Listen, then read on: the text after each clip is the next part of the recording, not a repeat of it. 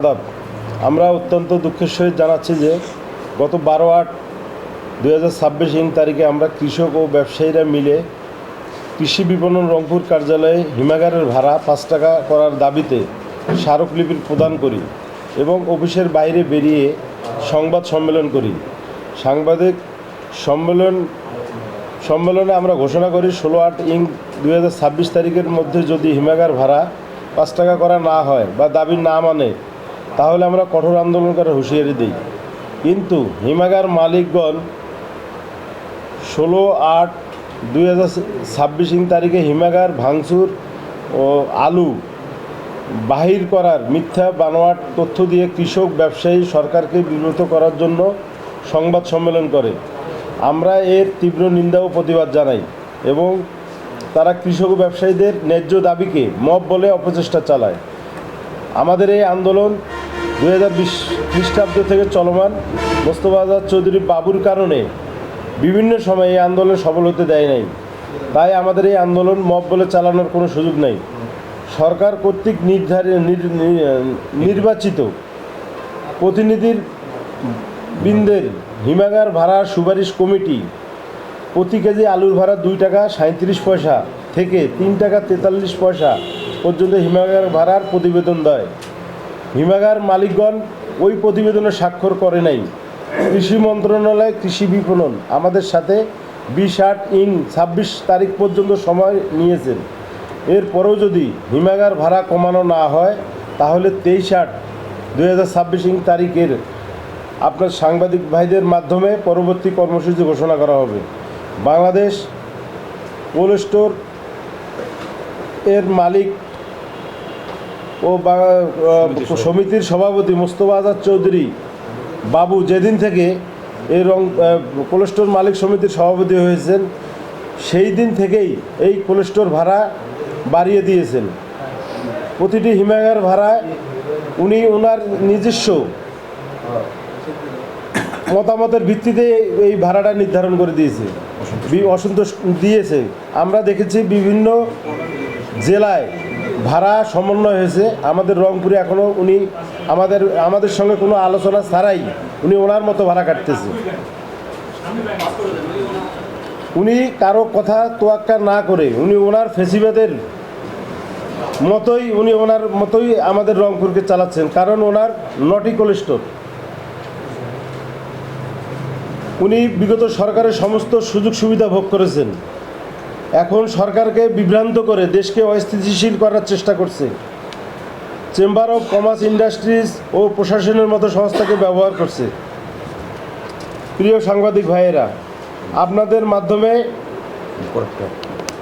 Cold store মালিকগণকে জানিয়ে দিতে চাই, সাধারণ চাষিদেরকে দয়া করে মামলার ভয় দেখাবেন না। এটা বিগত ফ্যাসিস্ট সরকারের ভাষা। প্রিয় সাংবাদিক ভাইয়েরা, রংপুর বাদে মোটামুটি সব জেলায় কৃষক ব্যবসায়ীদের সাথে মালিকপক্ষ সমঝোতা করেছে। মোস্তফা আজাদ চৌধুরী সভাপতি হওয়ার কারণে রংপুরে ভাড়ার বিষয়ে সমঝোতা হয়নি। তার নিজস্ব 9টি হিমাগার রয়েছে। বিগত অন্তর্বর্তী সরকারের সময় ব্যবসায়ীগণ কৃষককে বাদ দিয়ে উনি কৃষি বিপণনের কিছু অসাধু কর্মকর্তাকে দিয়ে 6 টাকা 75 পয়সা ভাড়া নির্ধারণ করে যা অন্যায্য। আমরা রংপুর আলু চাষি ও ব্যবসায়ী কৃষকগণ এই ভাড়া প্রত্যাখ্যান করি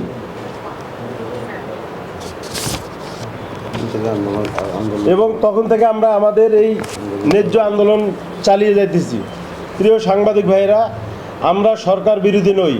আমরা রংপুরের আলু চাষি, আমরা আমাদের ন্যায্য ভাড়ার দাবি করছি। আমরা সরকারের পতন চাই নাই। আমরা সরকার প্রধান বাংলাদেশের মাননীয় প্রধানমন্ত্রী তারেক রহমানের কাছে আকুল আবেদন জানাচ্ছি। উনি ওনার প্রতিনিধির মাধ্যমে যে ভাড়া নির্ধারণ করেছেন এই ভাড়া 3 টাকা 43 পয়সা 3 টাকা 43 পয়সা অতি দ্রুত বাস্তবায়ন করে রংপুরের আপাময় আলু চাষি ও ব্যবসায়ীদের পাশে থাকবেন এই প্রত্যাশা করছি। ধন্যবাদ। আসসালামু আলাইকুম।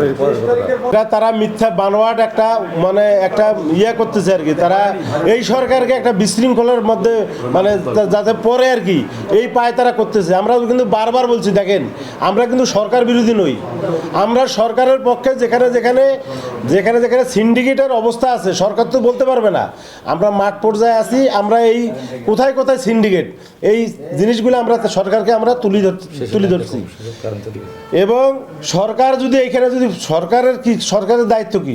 সরকারের দায়িত্ব হলো কৃষককে সুরক্ষা দেওয়া, চাষিকে সুরক্ষা দেওয়া, সেই চাষির ন্যায্য দাম, যার চাষিরা যাতে ফসলের ন্যায্য দাম পায়, তার বাজার নিশ্চিত করা। এইসব তো আমরা তুলে ধরছি। আমরা তো সরকারের বিরুদ্ধে বলি নেই, আমরা বলি না যে সরকারের কারণে আমরা দাম বাড়ছে।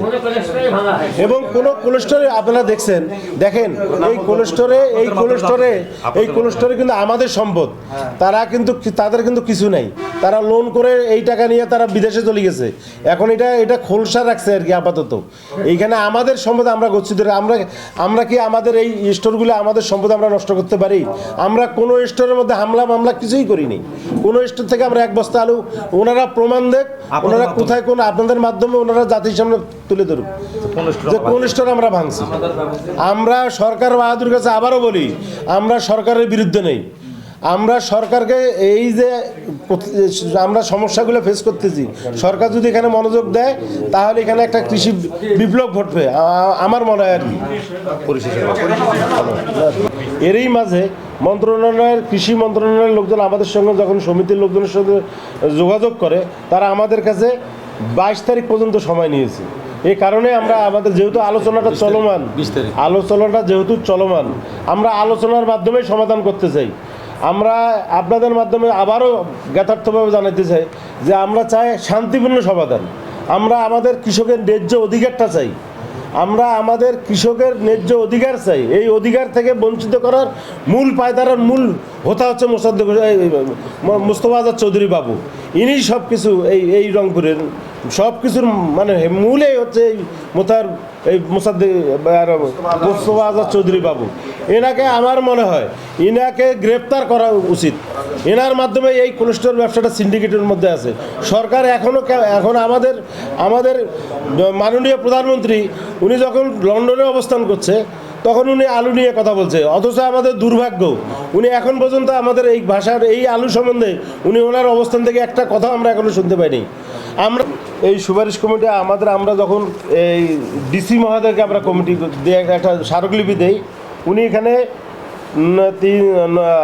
9 সদস্য বিশিষ্ট একটা কমিটি করছে। সেই কমিটিতে ছিল কৃষি বিপণন কর্মকর্তা, কৃষক প্রতিনিধি, আলু ব্যবসায়ী, বাংলাদেশ কোল্ড স্টোরেজ অ্যাসোসিয়েশন, অতিরিক্ত উপপরিচালক উদ্যান, উপপরিচালক হিমাগার বিআরডিসি, অতিরিক্ত পুলিশ সুপার প্রতিনিধি রংপুর, অতিরিক্ত জেলা প্রশাসক সার্বিক রংপুর। এইখানে আপনারা দেখেন সবাই কিন্তু এই প্রতিবেদনে স্বাক্ষর করছে, শুধু স্টোর মালিকরা স্বাক্ষর করেননি, স্টোর মালিকরাই শুধু স্বাক্ষর করেননি। এই প্রতিবেদনটাকে একমাত্র মোস্তফা আজাদ চৌধুরী বাবু, তার নিজস্ব 9টি কোলেস্টোর, মোসাদ্দেক হোসেন বাবলু ওনার 3টা কোলেস্টোর, 9 3 12টা, টিপু মুন্সির 2টা, 11টা কোলেস্টোর। এই বিগত আওয়ামী ফেসিবাদের কারণেই এরা এখন পর্যন্ত এইখানে আমাদেরকে কোনো সহযোগিতা, কোনো প্রশাসনকেও তারা কোনো সহযোগিতা করতেছে না।